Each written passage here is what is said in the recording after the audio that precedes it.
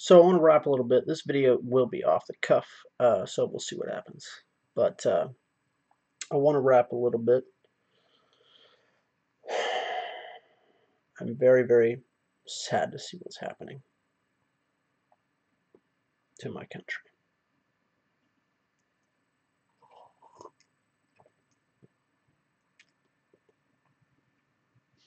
There's no place for this tribalism in my country. My country is not a place for tribalism and for tribalists. My country is a place for individualists. My country is a place for freedom, for liberty, for self-ownership, for private property rights, for violence only as necessary to defend the self, the family, and the innocents.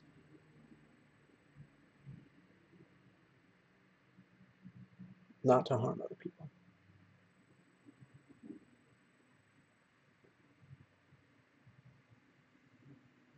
My country is a country that fought a civil war, that realized from the inception of the country that owning other people is not okay, and it's going to have to change, and it will change. It can't change right now, but it will change. So we're going to codify in the charter that all men are created equal. And then when it gets to the point that the tides are ready for that to happen, maybe not ready, but when it becomes more of a consensus, when it becomes easier to get it done, once things are more unified, once the bricks have been laid, then we can worry about the plumbing, so to speak.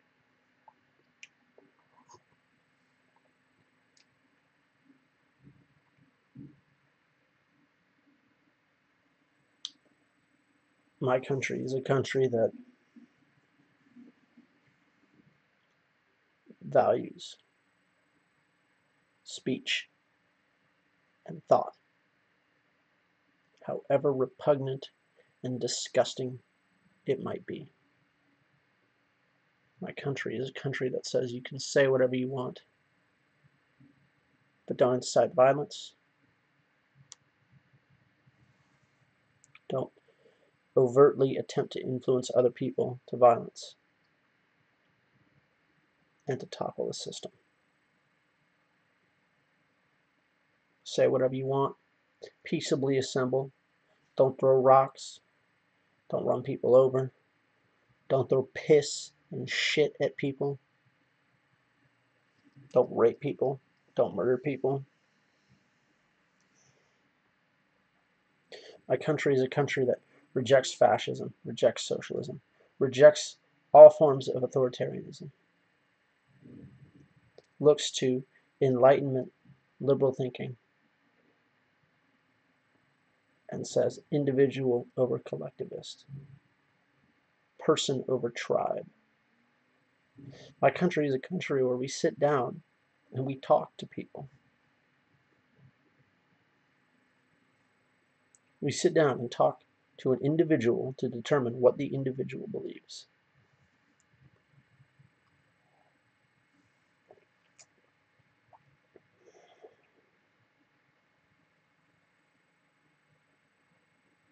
That's my country. Or at least a country that I lived in until about 8 years ago. No, let's be a bit fair. Till about 5 years ago. And then about 5 years ago, everything started to change. Everything started to change.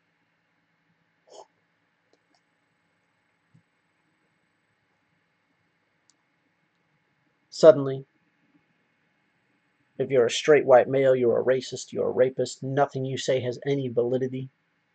You need to get on the back of the bus, so to speak. And that's A-okay. Because nobody who was a slave now has to punish nobody who was a slave owner. At work yesterday, I was talking to some of the residents. So I work, one of my new positions is at a residential facility for adults with mental health issues. Yesterday was kind of my first real day, interacting with residents. And it's actually funny. I didn't know that I was speaking to residents because my background is working with people with intellectual disabilities. And that's a bit more easily identified, generally speaking, than people with mental health issues, generally speaking.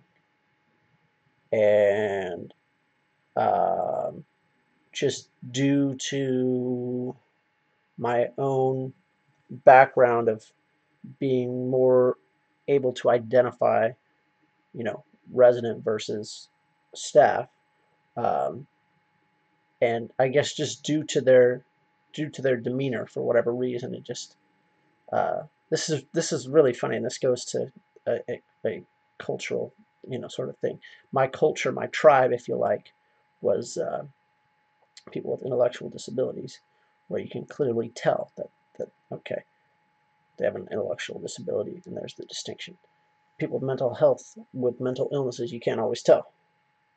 I should know. I mean, have a mental illness, but um, it just struck me, is what I'm getting at, and um, either because of this or in spite of this, uh, you know, three of us, well, four of us, the three residents and myself, were able to talk about these things. And it was amazing. And one of them said, "What did General Lee do to the people that were toppling the statue?" The people that were toppling the statue were really, really angry, seemingly with General Lee. What did General Lee do to them? General Lee has been dead for quite some time. What did General Lee do to them? And this goes to erasing our history. When I say our history, by the way, I probably should have led with all this in case I tune people out, but especially with my shaved head. But when I say our history, when I say my country, I mean America. I mean American history. No white or black. I don't concern myself with tribalism. My only tribe are, in fact, I'll probably do another video on that, but very quickly, we have to know ourselves, right? So what tribe do I guess, belong to as a cultural commuter? I come and go between tribes, so to speak, as I please. But really, the tribe I belong to are the tribe of you can't really have a tribe of individualists, but really the tribe I belong to is the tribe of people who wish to be free and peaceful. Those are really, honestly, the only two tribes there are. They make up all this other shit and come up with all this other shit to divide things further, to make things easier. But truly, the only tribes there are those who wish to be free, to speak and do as they like, so long as they don't harm other people, versus those who wish to have power over other people, to restrict said freedoms.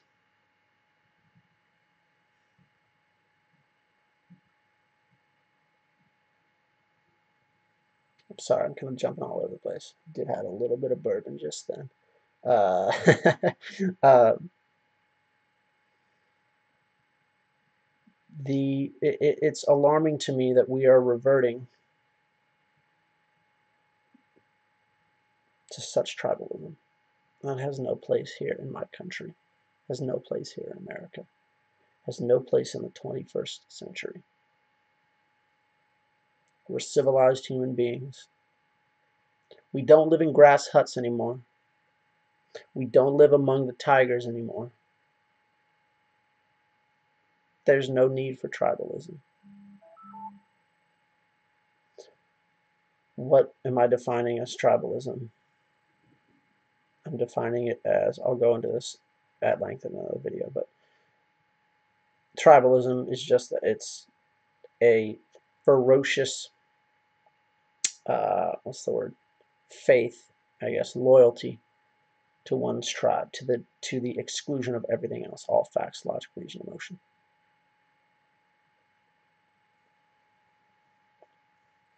And that's not what we do here in America. It's what we did when we were early tribes in Africa. That's what African tribes still do.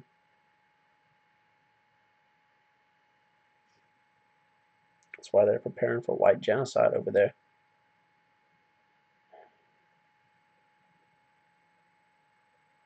Why are we rewriting the history of America? Why? Ask yourself that question. Again, in the spirit of free speech and discussion, I want to ask you this question, dear viewer. Why would someone topple statues and erase any evidence that we ever fought a war? Part of the result of one of the results of said war was the ending of slavery. That was one of the results of the war. So why would we pretend that the war never existed and erase any record of it? Why would we do that? The only reason I can see why anyone would do that is if we never fought a war to end racism and slavery, then America is still run on racism and slavery and has always been and always will be. And the only way to end that, probably, I don't know, probably the only way to end slavery and racism is to kill all the white people, all the oppressors. Now, I don't believe that all of those who align themselves with Antifa or show up and are on the physical side of the street as Antifa personally wish to kill every single white person on the face of the earth. I don't believe that. Any more than I believe that everyone who aligns with or is on the same side of the street as someone wearing a Klan outfit wants to kill all black people. Once they put on a Klan outfit, I almost said clown outfit. I mean, it's kind of close there, but once they put on a Klan outfit, gives me a bit better an idea of their intent. Remember that one, boys and girls? Intent. Anyways, but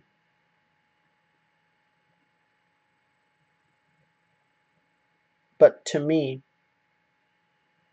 once you erase history and it never happened,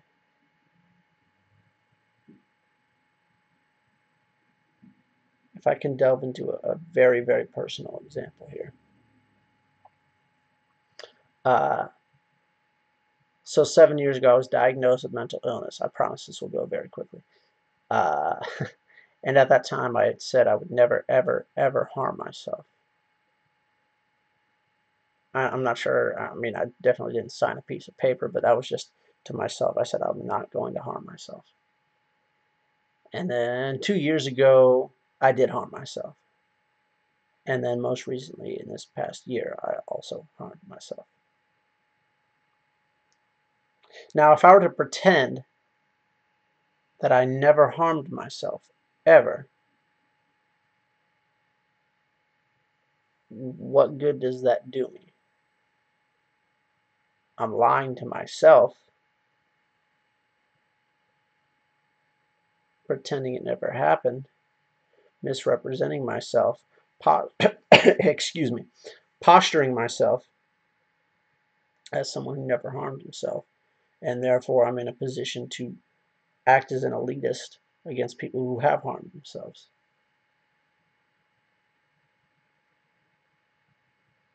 That's something I'm not proud of.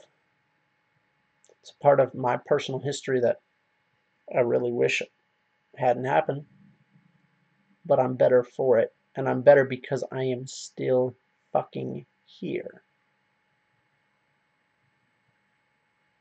And therefore, there was a change of course. I didn't have to follow that, and I didn't follow that. Nor was it something I wanted to do. But if I deny that of myself, then I rob myself and rob other people of connecting with me by saying, if someone were to ever ask me, if a resident, if someone I work for council, was to ever ask me if I ever harmed myself, and I said no, then the connection I could make with them to help save their life doesn't happen. All because I'm lying to myself. There's no real analogy that I can make here.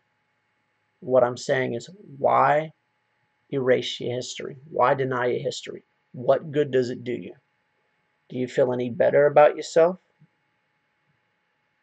Are you economically advantaged to do so?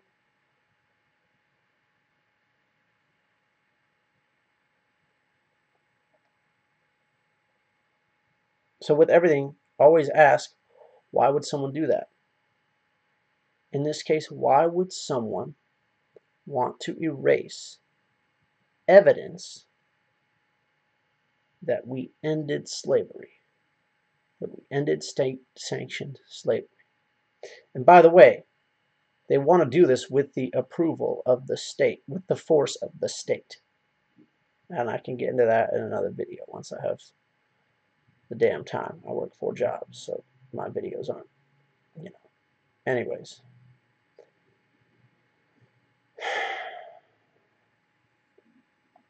This tribalist shit needs to go back to the dawn of man where it belongs. Back to Africa. Present day Africa even. Does not belong here in America. We're resorting to our tribal minds and no one can see gray anymore. And everyone is suffering because of it. And it's really fucking sad, man. It doesn't have to be this way. I will delve into all this into other videos, but I do want to make something and just make this general point. Anyways, that's all for now. Oh, one last thing. There is the group Patriot Prayer, I believe they're called. They are holding a free speech event on August 26th from 2 to 5, I believe, are the hours in Crissy Field Park in San Francisco. As an observer, as a student of history, as someone interested in free speech, the right for people to peaceably assemble and peacefully express themselves. I cannot emphasize that strongly enough. Peacefully. I'm observing, seeing what happens, meeting people, talking to people. And I think anyone who believes in free speech should go to at least one of these events in their life. And I have every intention of going to this one. I've talked to the guy, I can't remember his name at this moment. The bourbon's kind of hit me a little bit. But I talked to the guy on Facebook a little bit. He doesn't make any money off of it. That was a big thing. I mean, again, this is all what he says. But I personally prefer to take everyone at their word until proven otherwise. But he doesn't make any money from doing this. He does not accept donations. That to me is someone that I want to align myself with. I mean, I personally align myself with myself, but that's someone that I'm more likely to, quote unquote, align myself with. Someone that I would want to align myself with. The whole issue of aligning yourself with another person is that no one thinks exactly like you do. So as soon as you align yourself with someone, anytime they ever said one shitty thing, then suddenly you're on the hook for it. At any rate, Crissy Field, August 26th, 2 to 5 p.m. Patriot Prayer is the group. I will be there. I mean, I have every intention of being there anyway. I will have to take the day off of work, unfortunately, which I don't know if I can swing financially, and I will be live streaming what I am able to of the event. So please, definitely look out for that. All right, that is all for now. Be safe and be sane. Be respectful. Speak, listen, understand, and all the rest of it. Until next time, the name is Frank Dell, Dean of Satire and Mimicry.